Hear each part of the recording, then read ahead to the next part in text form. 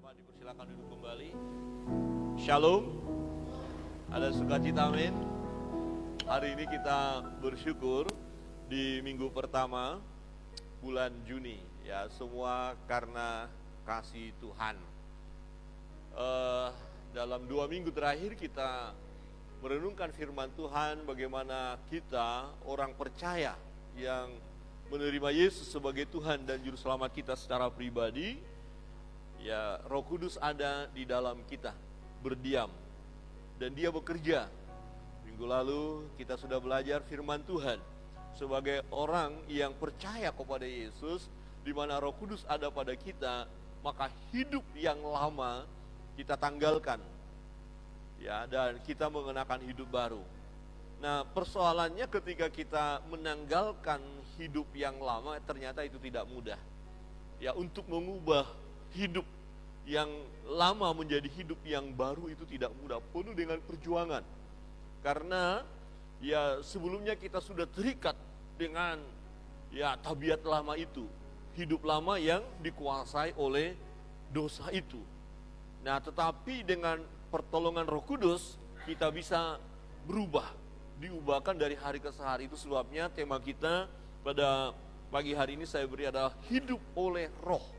Kita akan melihat bagaimana kehidupan kita sebagai orang Kristen, sebagai orang yang sudah lahir baru, sebagai orang yang percaya, ternyata dalam perjalanan hidup ini kita ada dalam peperangan di dalam diri kita, ya, antara keinginan roh dan keinginan daging, antara manusia lama kita yang mau mencoba untuk menarik kita kembali kepada jalan yang lama, dengan di mana kita harus mempertahankan jati diri kita sebagai manusia baru tadi.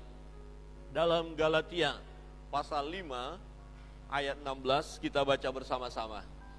Ya, Galatia 5 ayat 16, 1, 2, 3. Maksudku ialah hiduplah oleh roh, maka kamu tidak akan menuruti keinginan daging. 17. Sebab keinginan daging berlawanan dengan keinginan roh, dan keinginan roh berlawanan dengan keinginan daging. Karena keduanya bertentangan, sehingga kamu setiap kali tidak melakukan apa yang kamu kehendaki. Ya. Jadi Bapak Ibu Saudara yang terkasih dalam Tuhan, kalau kita melihat bagian ini seperti dalam diri kita ada dua hal yang bertentangan. Ya, jadi keinginan daging itu tidak otomatis sirna dalam hidup kita. Ya, kalau sudah sirna itu artinya kita sudah sempurna. Tapi selagi kita hidup, dua keinginan ini ada pada kita.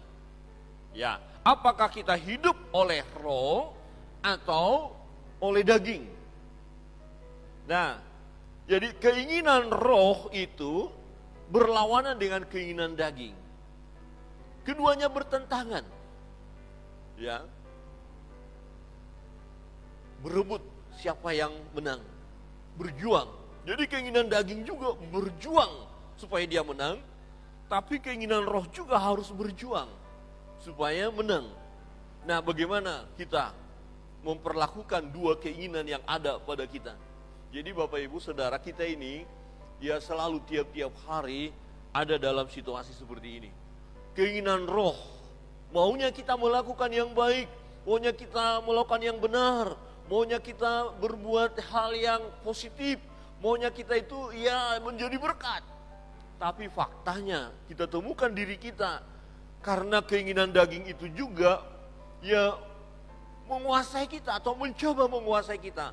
Dan ternyata ya seringkali atau mungkin boleh kita katakan banyak kali kita juga gagal mempertahankan untuk mematikan keinginan daging itu. Nah, maka dikatakan sehingga kamu setiap kali tidak melakukan apa yang kamu kehendaki. Ya, Rasul Paulus berkata dalam kitab Roma itu, aku mau melakukan yang baik, pikiranku maunya baik, mengasihi, melayani orang lain, mengampuni. Aku mau melakukan yang baik, tapi faktanya yang kulakukan yang jahat. Kenapa lakukan yang jahat? Karena godaan keinginan daging itu. Ya, terus bagaimana dong? Ya. Apakah kita bisa sempurna? Oh, saya sudah percaya Yesus, saya sempurna, tidak akan melakukan lagi. Ya, tidak kembali lagi kepada tabiat-tabiat lama itu. Ya, saya mau berkata, kita bukan sempurna, belum sempurna, tapi menuju kepada kesempurnaan. Amin. Menuju kepada kesempurnaan manakala kita memberi diri kita untuk hidup dipimpin oleh Roh itu. Ya, saya tidak tahu Bapak Ibu Saudara selama ini dipimpin oleh Roh Kudus atau daging. Ya. Ada situasi ya yang kita hadapi menggoda kita sehingga yang muncul kedagingan kita. Mulai kita meresponi sesuatu dengan cara yang berlebihan, yang tidak benar. Mungkin orang mencari masalah dengan kita. Seharusnya kita bolehlah mengasihi dia, mengampuni dia. Tetapi seringkali kedagingan itu menggoda kita dan berkata, balas sudah. Emangnya kenapa? Nah, jadi pertentangan. Maunya kita memberikan sesuatu kepada orang lain. Tapi kedagingan kita berkata, ngapain menolong orang itu? Orang itu aja modelnya seperti itu. Akhirnya kita tidak lagi menolong. Jadi kedua ini bertentangan, keinginan roh, keinginan daging, keinginan roh, keinginan daging. Dan tiap-tiap hari mana yang menang? Kemarin waktu ya belajar di para pengurus pelayan, saya beri ilustrasinya itu ya ini ilustrasi lama. Anjing hitam dan anjing putih sama-sama besar, sama-sama pitbull ya, suka berantem itu, yang hitam dan yang putih ya, diadu. Pertanyaannya, yang mana yang menang? Sama-sama jantan, sama-sama 1 tahun usianya, sama-sama jago ya, kemudian diadu. Yang menang yang mana? Hitam atau putih?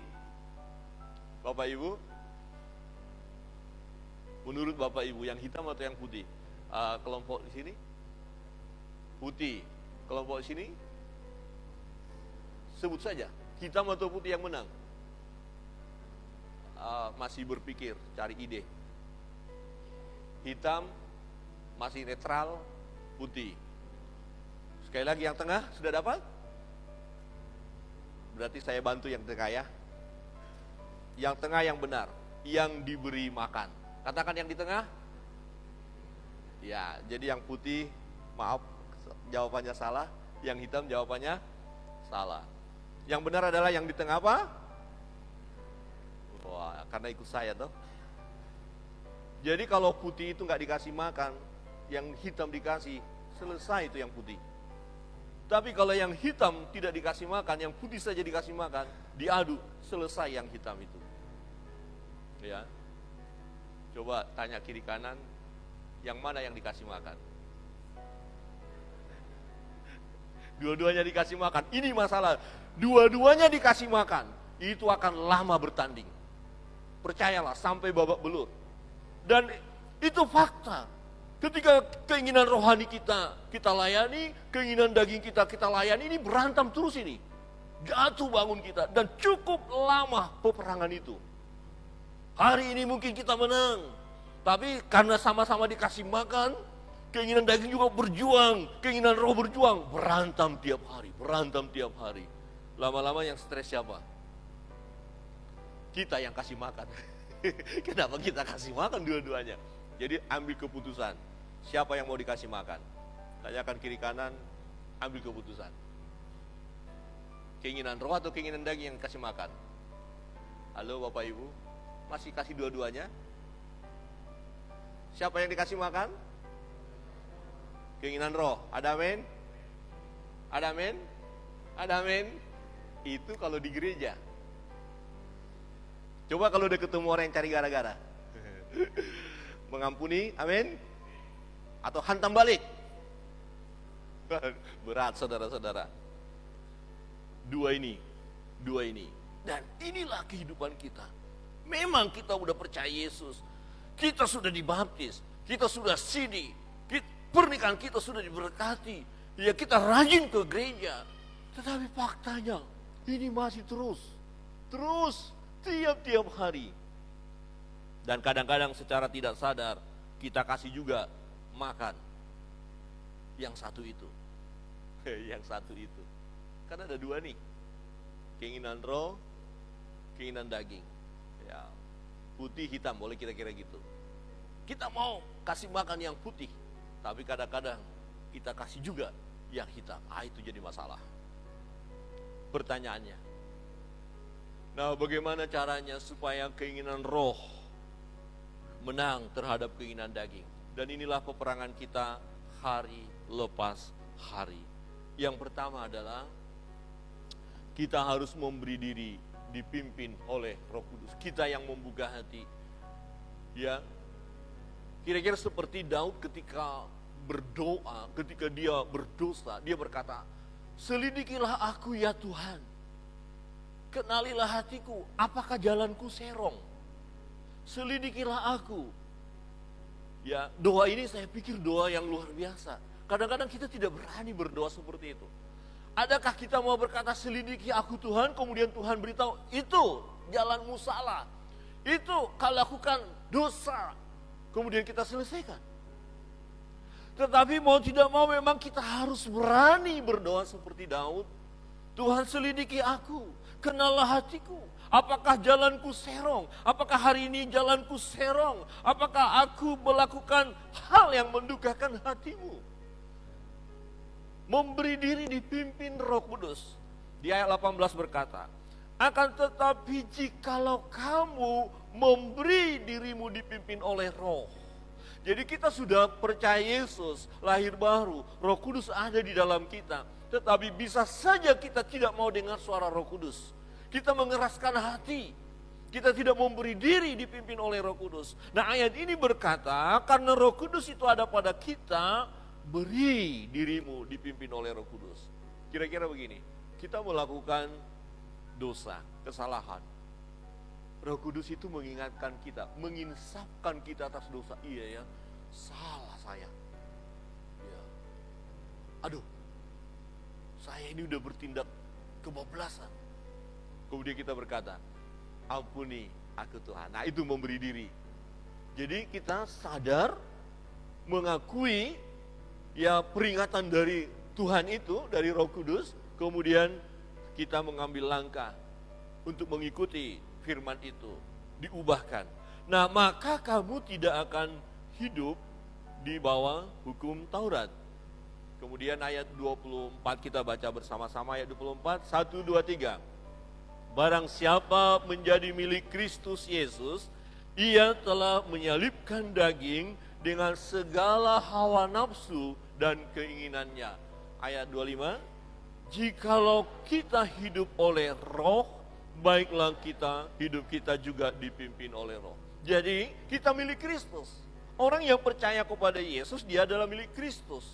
Menyalibkan daging tadi, keinginan daging harus kita salibkan dengan segala hawa nafsu dan keinginannya. Jikalau kita hidup oleh Roh, karena kita percaya Yesus, karena kita milik Kristus dan Roh Kudus ada pada kita, maka kita hidup oleh Roh, berarti hidup kita harus dipimpin oleh Roh itu. Dengar suara Tuhan, dengar firman Tuhan, dengarkan. Ya, harus meresponi suara Tuhan atau firman Tuhan dengan cara yang tepat. Jadi kalau dengar firman Tuhan dan firman itu menusuk, jangan tersinggung dan kemudian tidak lagi datang beribadah. Ya, seperti ini beberapa kali ilustrasi ini kisah nyata ya saya sampaikan. Ketika ada orang yang sudah lama tidak ke gereja, ya kemudian bapak ini datang ke gereja tepat pada hari Natal. Biasa pada hari Natal itu banyak orang datang ke gereja. Tapi di luar hari Natal sedikit orang yang ke gereja. Betul atau betul? Betul ya? Sepakat ya? Tapi kalau jemaat siram tidak Natal sama saja rajin ke gereja. Amin. Nah, ini kan banyak toh. Tapi masih separuh yang belum loh ini. Coba katakan kiri kanan, masih separuh yang belum. Dan kemudian tanya, kemana mereka?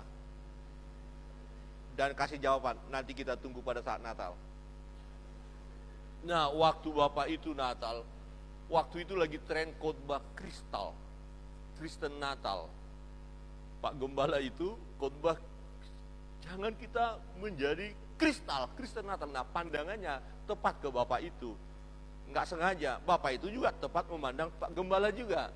Dan berkata, baru sekali aku mau rajin ke gereja langsung ditembak. Sakit hatiku. Dan mulai dari situ mengambil komitmen tidak lagi ke gereja. Jadi Bapak Ibu, kalau hari ini ada yang kena tembak, minggu depan ke gereja ya. Ke gereja ya Bapak Ibu. Coba lihat kiri kanan dengan lembut, ke gereja ya. Beberapa tahun yang lalu, ini ada peristiwa sangat menyedihkan juga ya. Ada seorang berkhotbah di gereja kita ini. Dulu. Itu dulu, sekarang tidak lagi. Kami tidak memberitahukan tema khotbah kepada teman yang khotbah ini. Ya, tidak benar. Kami nggak kasih tahu masalah jemaat, kamu nggak tahu. Tapi hamba Tuhan itu khotbah dan persis dengan persoalan yang kita alami.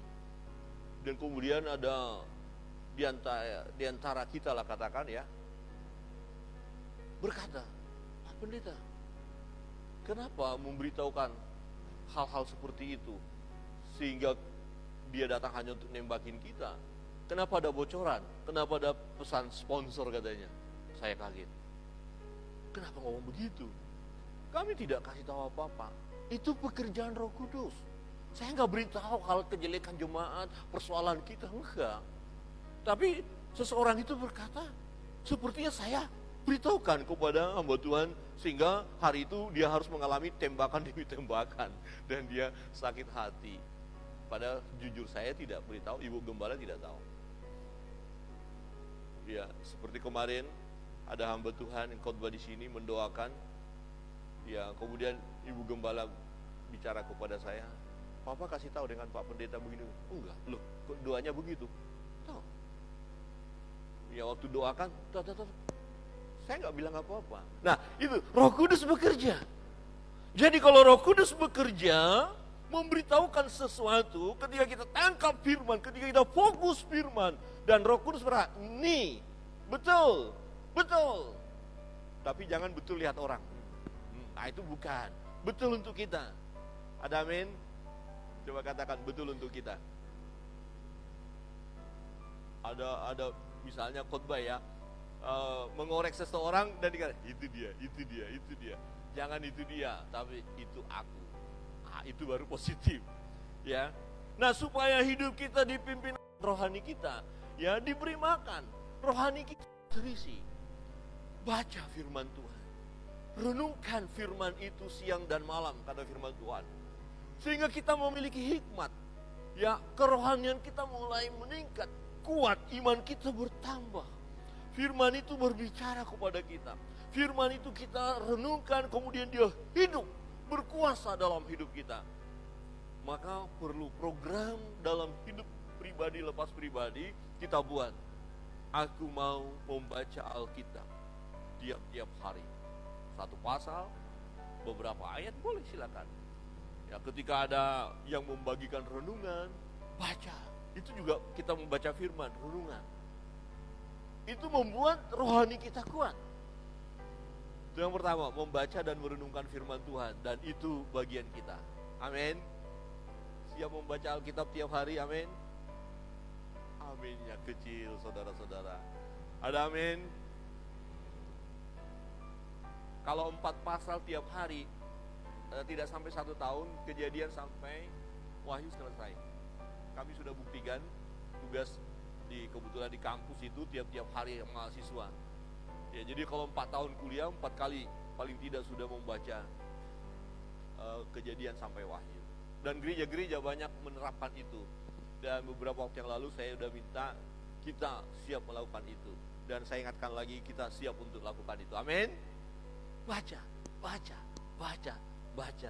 Apa yang harus kita lakukan? Mulai kita berdoa, berdialog dengan Tuhan, bercakap-cakap dengan Tuhan. Doa jangan kita abaikan. Dan hari ini adalah doa secara nasional. Ya, tanggal 7 bulan ini secara nasional untuk Indonesia berdoa 1 jam untuk bangsa dan negeri. Berdoa, waktu kita berdoa menguatkan iman kita. Ya, berdoa kita merendahkan diri di hadapan Tuhan. Berdoa mengisi rohani kita. Tidak saja kita hanya meminta, tetapi dengan kita berdoa, berbicara dengan Tuhan, berdialog dengan Tuhan, rohani kita semakin dikuatkan. Dia akan menang. Keinginan roh itu akan menguasai kita. Apa yang harus kita lakukan? Memuji Tuhan, puji Dia, sembah Dia. Dalam situasi apapun, naikkan puji-pujian kepada Tuhan.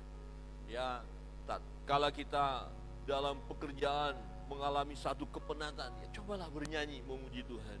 Ya, saat kita berhadapan dengan situasi-situasi sulit, berdoa, memuji Tuhan, memuliakan Tuhan, bernyanyilah. Ya, ketika kita terus memuji Tuhan, itu rohani kita akan kuat. Ya, dan kita harus komitmen dan mau terus memuji Tuhan apapun situasi, kondisi yang kita alami. Amin. Ada amin? Puji Dia. Ya, agungkan namanya. Apalagi yang harus kita lakukan? Kita mulai giat melayani. Ini kerohanian kita akan kuat. Giat melayani. Melihat orang susah kita coba layani. Ya, melayani di gereja. Ya, masuk dalam situasi ibadah di KPI kita terlibat. Kita ikut dalam persekutuan-persekutuan kita. Ibrani pasal 10 ayat 25 berkata, jangan menjauhkan diri dari pertemuan-pertemuan ibadahmu. Jangan mengundurkan diri, jangan semakin jauh dari persekutuan. Jadi kita terus perlu ada persekutuan. Itu akan membuat kita hidup dipimpin oleh Roh. Kasih makan, itu sepertinya kasih makan. Itu semua kebutuhan kita. Kebutuhan kita.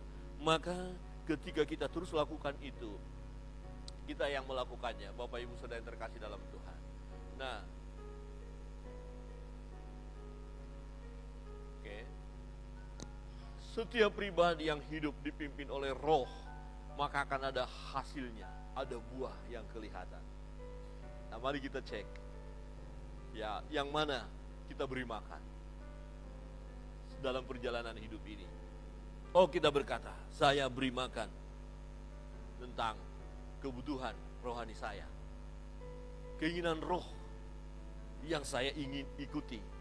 Saya dipimpin oleh Roh, maka akan terlihat di ayat 22. Kita baca bersama-sama. 1, 2, 3. Tetapi buah Roh ialah kasih, sukacita, damai sejahtera, kesabaran, kemurahan, kebaikan, kesetiaan. 2, 3. Kelemah lembutan, penguasaan diri. Tidak ada hukum yang menentang hal-hal itu. Bapak Ibu yang hidup dipimpin oleh Roh, akan tampak dari hidup kita buah Roh itu. Ada kasih di dalam hidup kita. Ada amin? Ada amin? Kasih itu mengalir, kasih itu mengalir. Ya.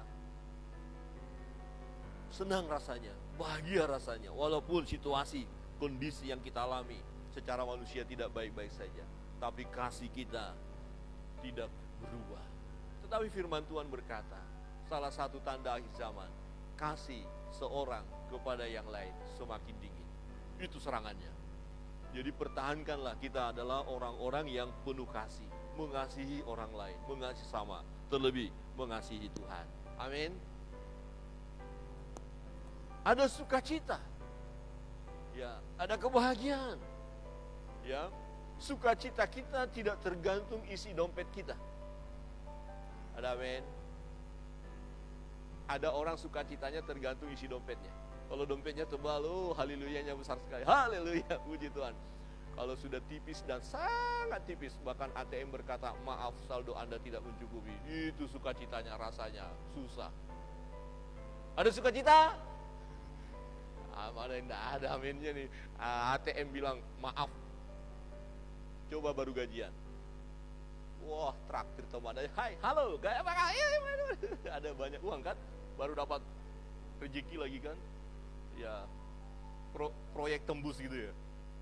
Ayo, mau makan apa? Ayo, sukacita. Di rumah, halo papa mama semua, ayo mari papa mama semua, undang-undang. Tapi ketika keuangan sudah sangat-sangat menipis, dia merenung. Susah. Bagaimana hidup ini? Susah. Bagaimana hidup ini? Susah. Susah. Duit.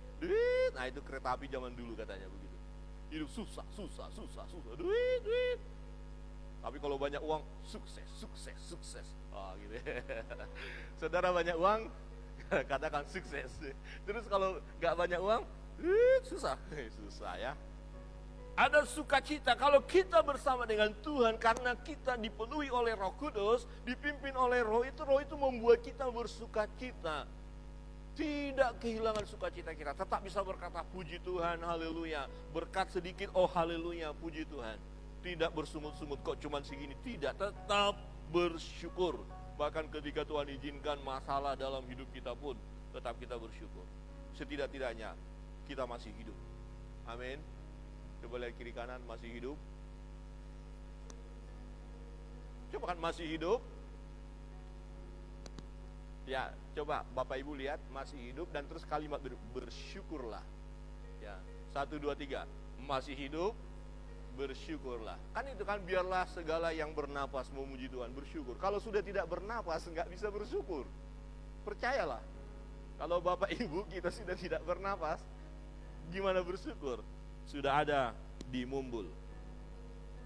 Kan nggak bernapas. Tidak ada di gereja. Yang di gereja ini semua yang bernapas. Maka tadi Bu Gembala tadi kata kalau memuji Tuhan jangan berdiam diri, kan masih bernapas. Masa sebelah bernyanyi kita diam? Bernyanyi semua, menyembah semua. Ada amin.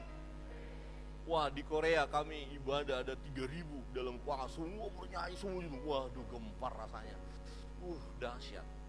Karena semua yang masuk dalam hadirat Tuhan, karena semua yang 3.000 itu hidup. Orang hidup. Dan kita di ruangan ini juga masih hidup dan tetap hidup. Amin. Katakan kiri kanan, masih hidup dan tetap hidup. Ya. Ada sukacita, ada damai sejahtera, kita rasa tenang. Memang ada masalah, tapi ketika kita berdoa karena Roh Kudus ada pada kita, Roh Kudus itu memberi damai, tenang, jangan gelisah, jangan takut, hadapi tantangan. Walaupun ada bahaya, walaupun negeri ini mulai ada isu dan segala macam, ya keuangan ekonomi akan begini dan begitu, tetap damai sejahtera. Tuhan akan pelihara, ada kesabaran menghadapi situasi tertentu. Kita tidak cepat emosi, tidak cepat kebakaran jenggot, karena memang jenggotnya tidak ada. Apa itu? Kan udah dicukur kan? Ya, jadi kalau supaya tidak kebakaran jenggot, yang punya jenggot harus jenggotnya dicukur. Dan tidak kebakaran jenggot lagi. Coba lihat kiri kanan dan katakan jangan mudah kebakaran jenggot. Baru disinggung sedikit sudah langsung marah. Apa dia bilang apa? Kupak. Janganlah begitu. Tenang aja, sabar. Biarin aja omongan mereka begitu. Terserah. Ngapain kita capek? Ngapain kita ikut pikiran kita mikirin itu? Ada amin. Tetap sabar. Semua berkata sabar, tapi tangannya di sini. Sabar. Dan dielus. 1, 2, 3. Sabar.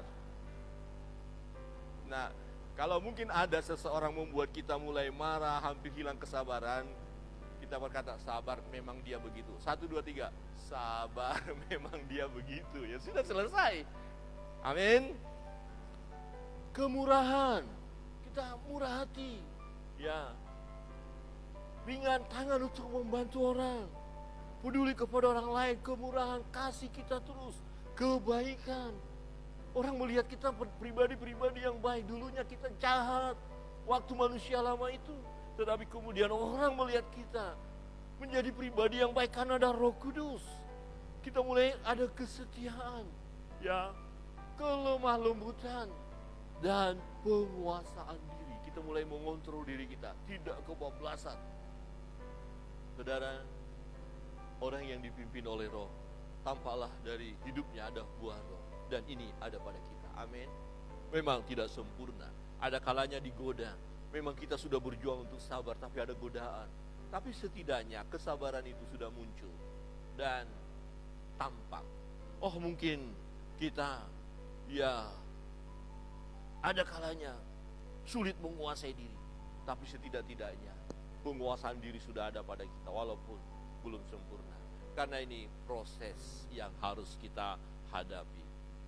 Kebenaran yang kedua, Bapak Ibu Saudara yang terkasih dalam Tuhan, harus berani dengan cara yang ekstrim menanggalkan keinginan daging. Saya katakan ekstrim.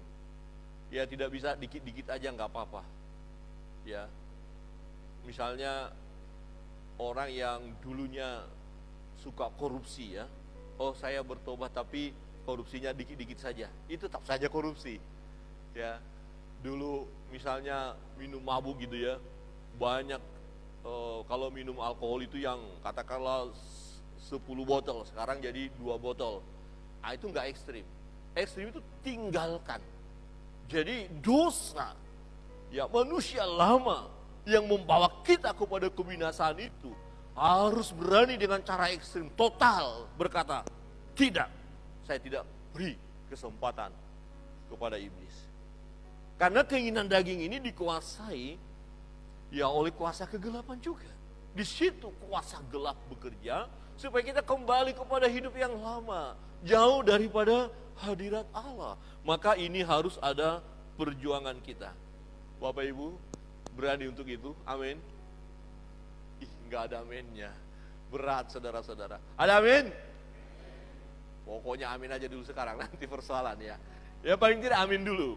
Tapi waktu Bapak Ibu tergoda, tadi di gereja saya sudah bilang amin ya. Nah, kata amin yang kita dengar itu akan mengingatkan kita. Kemudian digodalah. Ini kisah nyata, ada seorang anak muda, ini jago minum ini. Akhirnya ketemu dengan kami layani, dia bertobat. Tapi kemudian katakan begini, Pak Pendeta, menghargai teman, gak apa-apa, 1 seloki aja ya. Saya gak bingung, saya bilang gak bisa, kamu akan tergoda karena aromanya itu loh. Katakan kiri kanan, aromanya itu.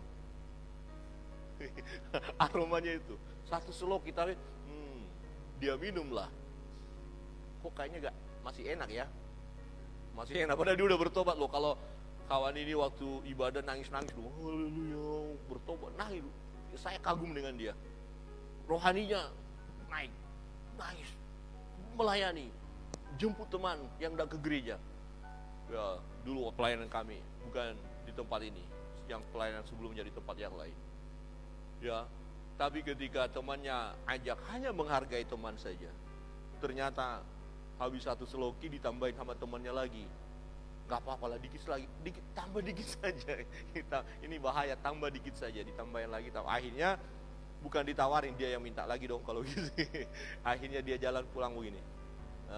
Kamu siapa katanya? Loh, kamu siapa? Kalau kita mulai kasih sedikit kesempatan itu akan merajalela. Maka jangan kasih kesempatan, itu namanya ekstrim, ya. Coba lihat kiri kanan sekali lagi Bapak Ibu dan katakan, jangan kasih kesempatan. Hingga ada yang berani. Pak Joni dengan Pak Mel bisa juga Pak Joni kasih tahu Pak Mel, jangan kasih kesempatan gitu ya. Masa nggak berani Pak? Bapak Ibu ini hanya mengingatkan kita ya bahwa itu akan menggoda. Memang kita tidak selalu menang karena kelemahan itu, tetapi harus ada usaha dari kita. Apa saja keinginan daging? Mari kita baca ayat 19. Ayat 19, 1, 2, 3. Perbuatan daging telah nyata, yaitu percabulan, kecemaran, hawa nafsu. Ini perbuatan daging. Ini bisa menggoda kita.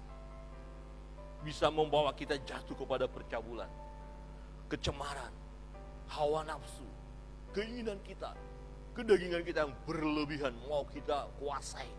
Ya. Ayat 20. 1, 2, 3. Penyembahan berhala, sihir, perseteruan, perselisihan, iri hati, amarah, kepentingan diri sendiri, percideraan, roh pemecah. Yang mana yang menggoda Bapak Ibu? Ya, kadang-kadang mungkin penyembahan berhala kita tidak sadar. Apakah saya menyembah berhala? Tapi ketika kita tidak mengutamakan Tuhan lebih daripada yang lain, kita sudah membuat yang lain itu menjadi berhala dalam hidup kita. Ya, kita abaikan Tuhan, kita abaikan ibadah. Kita lebih kepada hobi kita, kesenangan kita, hobi atau kesenangan atau hal-hal yang tertentu yang membuat kita nyaman walaupun tanpa hadirat Tuhan, nah itu sudah berhala. Ya, kita mengagungi ya benda-benda tertentu, oh ya, tempat-tempat tertentu yang kata orang keramat, wah itu berbahaya. Jangan. Sihir, kuasa kegelapan, okultisme, lepaskan. Ya dulu mungkin supaya kita aman merantau, ada ilmu kekebalan kita, lepaskan. Itu tidak berkenan di hadapan Allah, tidak ada gunanya. Ya, itu hanya akan membawa kita kepada kehancuran.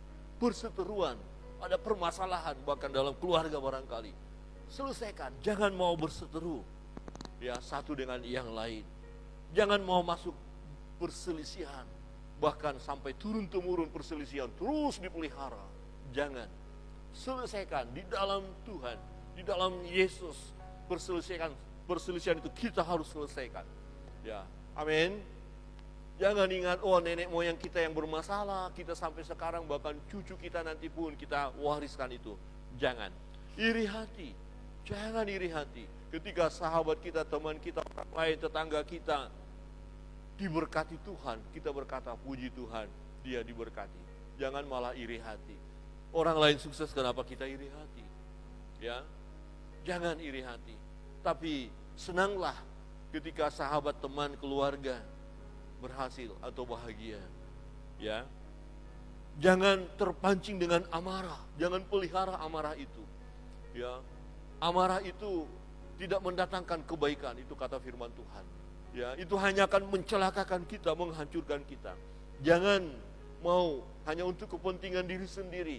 Ya, kita abaikan orang lain demi kita, kepuasan diri kita. Jangan kita masuk ke situ. Itu perbuatan daging. Itu manusia lama. Itu adalah kuasa kegelapan bekerja di sana. Menyeret kita supaya kita jadi sombong, menjadi orang-orang yang hanya untuk kita, memikirkan diri sendiri. Percideraan, roh pemecah, tanggalkan. Secara ekstrim kita harus berani berkata, ini harus saya tanggalkan. Saya tidak tahu yang mana yang lebih banyak atau lebih sering menggoda Bapak Ibu, ya. Tapi kita harus berkata, saya mau tanggalkan itu. Di ayat 21 kita baca bersama-sama. 1, 2, 3. Kedengkian, kemabukan, pesta pora dan sebagainya.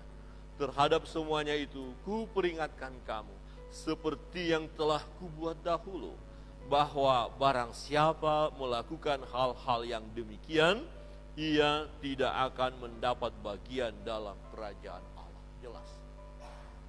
Jadi kalau orang sudah bertobat, ada Roh Kudus di dalam dirinya, tapi keinginan daging itu semua, data-data tadi, ya kedengkian, kemabukan, pesta pora dan sebagainya masih terus menguasai hidup kita. Dipertanyakan apakah orang ini benar-benar percaya Yesus, apakah orang ini sudah lahir baru, apakah orang ini benar-benar sudah bertobat. Jangan hanya sebagai status orang Kristen, ternyata ya kriteria semua, data-data tadi ada menempel dalam hidup kita dan kita kasih makan itu, kita ladeni itu, kita hidup seperti itu terus. Maka dikatakan, barang siapa melakukan hal-hal yang demikian, ia tidak akan mendapat bagian dalam kerajaan Allah. Mungkin orang berkata, saya sudah berdoa dalam nama-Mu Tuhan, saya berseru dalam nama-Mu, saya rajin ke gereja dan segala macam, tapi data-data ini masih terus dilakukan. Kemudian Tuhan berkata, maaf, aku tidak mengenal engkau. Enyalah. Ya, jadi tidak masuk kerajaan Allah. Iman tanpa perbuatan pada hakikatnya mati. Untuk itu Bapak Ibu Saudara yang terkasih dalam Tuhan, Roh Kudus mengingatkan kita, apa saja keinginan daging yang terus menggoda kita, kita tidak lepas dari situ. Saya mau berkata, nggak ada yang sempurna. Itu terus bisa menggoda saudara dan saya. Ya, semua kita digoda untuk itu. Tetapi yang perlu bagi kita berjuang ekstrim, jangan kasih kesempatan. Dalam nama Yesus, aku tolak ketika mulai pikiran-pikiran kacau, mau membalas dendam, mau sakit hati dan segala macam kejahatan mulai kita rancang, berdoa dalam nama Yesus. Enyah, tersingkirlah. Maka godaan itu akan tersingkir. Jadi teruslah kita ya berjaga-jaga, berjaga-jaga. Karena lawan kita adalah ya dia, musuh kita iblis, seperti singa yang mengaum, berjalan berkeliling dan siap menerkam. Untuk itu kita berjaga-jaga. Berilah diri untuk dipimpin oleh Roh Kudus. Amin. Terus menerus ya Roh Kudus ada pada kita. Dan yang kedua, dengan ekstrim kita berkata tidak, tidak, tidak. Kita tunduk kepala.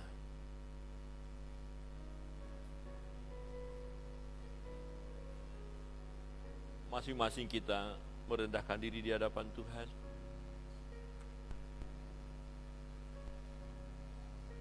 Roh Kudus mengingatkan kita dalam setiap perjalanan hidup kita.